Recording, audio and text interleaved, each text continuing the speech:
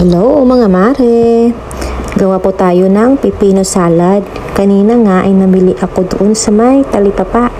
Namili ako ng pipino, carrots, pineapple tidbits, tapos sibuyas na puti, kamatis, at saka ng suka at ng paminta. Gusto ko nga kumain bigla ng pipino salad. Kakapanood ko din sa mga social media ng mga salad-salad na prutas at gulay. Mainam ito pang pawala ng umay sa ating mga ulam. Bumili din pala ako ng isang maliit na lemon. Nang maihanda ko na nga yung mga sangkap ay binalatan ko na muna itong pipino. Bali 2 pipino, medium size lang ang binili ko.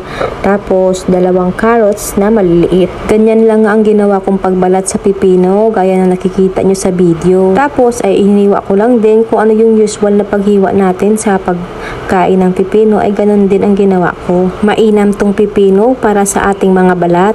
Naniniwala ho ba kayo doon mga mare? O naman ay medyo charot. Oo naman, naniniwala ko doon na nakakapaganda ng balat ang pipino. Pagkatapos ko ngang balatan at mahiwa ang pipino ay isinunod ko na tong carrot. Hinugasan ko sila bago ko hiwain. Sa paghiwa naman ng carrots, ang ginawa ko ay medyo manipis lang. Kasi nga, konti lang yung carrots ko, maliliit lang yung nabili ko para dumami. Mahilig din ako kumain ng carrots mga mare. Lalo na kapag ginagawa ko itong juice, ay naku, hindi naaabutan ng hapon yung juice sa rep. Ubos agad. At ito na nga, tapos ko nang mahiwa yung pipino at mga carrots. Nilagay ko lang muna dyan para tumulo pa yung mga excess na tubig. Pagkatapos ko ngang hiniwa yung carrot at pipino, ay nagayat na rin ako ng kamatis. Tinanggal ko nga pala yung mga buto. Wala lang, gusto ko lang. Alam nyo ba kung ano-anong mga bitamina ang nakukuha sa pagkain natin ng kamatis mga mare?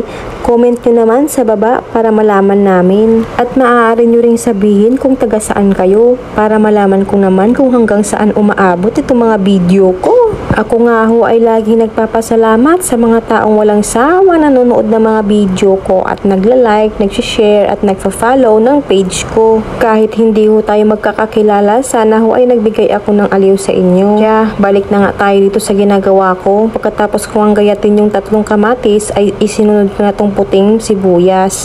Ang mahal na ng kamatis ngayon kasi tag-ulan na. Pagkatapos ko ang magayat itong mga sangkap ay pinaghalo-halo ko na. Nilagyan ko din ng pinong paminta, tapos suka. Tansya-tansya lang yung mga ginawa ko mare Nilagyan ko din ng asin at saka ng sugar.